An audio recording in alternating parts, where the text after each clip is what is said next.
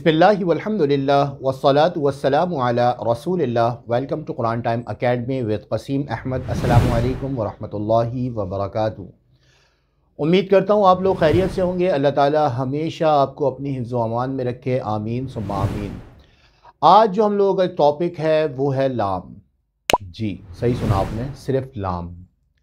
लाम का कायदा जो है वो अक्सर लोगों को परेशान करता है जब वो लोग कुरान शरीफ पढ़ रहे होते हैं, और कुछ लोग जब नए नए पढ़ना शुरू होते हैं, मतलब तजवीद के साथ नया नया पढ़ना शुरू होते हैं, तो फिर वो बोलते हैं आऊज़ु बिल्लाहि मिनश शै, जो कि बिल्कुल गलत है। तो मैंने कहा ये कन्फ्यूजन आप लोगों की दूर कर दूं। उस कन्फ्यूजन को दूर करने के लिए मुझे सिर्फ़ और सिर्फ एक चीज़ चाहिए, और वो है आप लोगों की तवज्जो।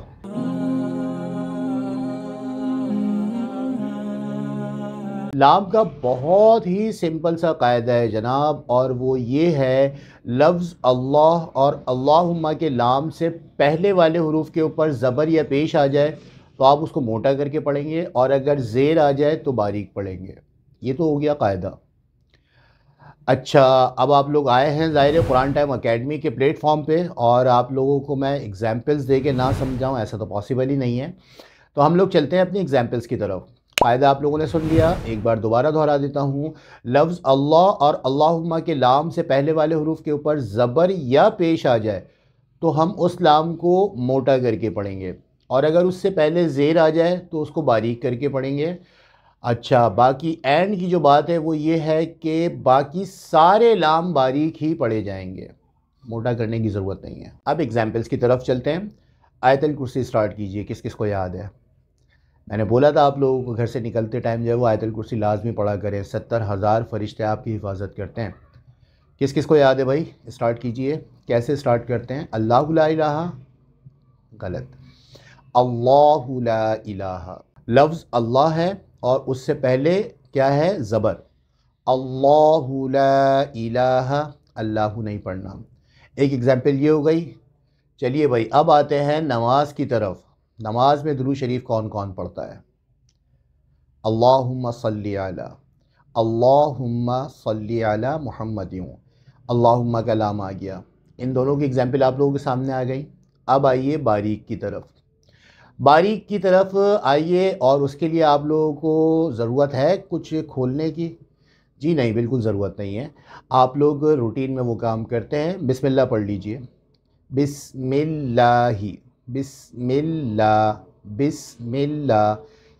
यहाँ पे भी अल्लाह का लाम आ रहा है, लेकिन इससे पहले वाले जो मीम है उसके नीचे ज़ेर है, तो यहाँ पे इसको क्या करेंगे? बारीक करके पढ़ेंगे। बिस्मिल्लाही, आऊज़ु बिल्लाहि मिनश शैतानिर रजीम पढ़ने की बिल्कुल ज़रूरत नहीं है अब आपको, क्योंकि अब आप लोगों को पता चल गया है कि आऊज़ु बिल्लाह का जो लाम है उससे पहले वाले हरूफ के नीचे ज़ेर है, तो यहाँ पे इस लाम को हम क्या करेंगे?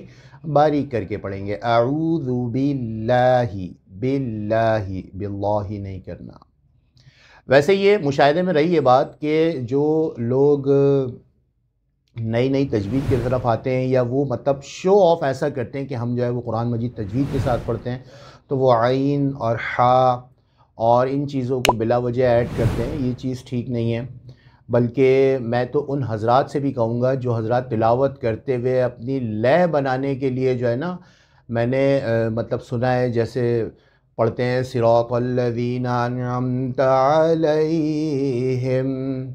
अलैहिम नहीं है भाई, ये या लीन है। खुदारा इसको मत कीजिए। इसका अकॉर्डिंग टू तजवीद इसका कोई रूल नहीं है खींचने का। अलैहिम ये हम लोगों ने पढ़ भी लिया है, आप लोग देख सकते हैं जाके।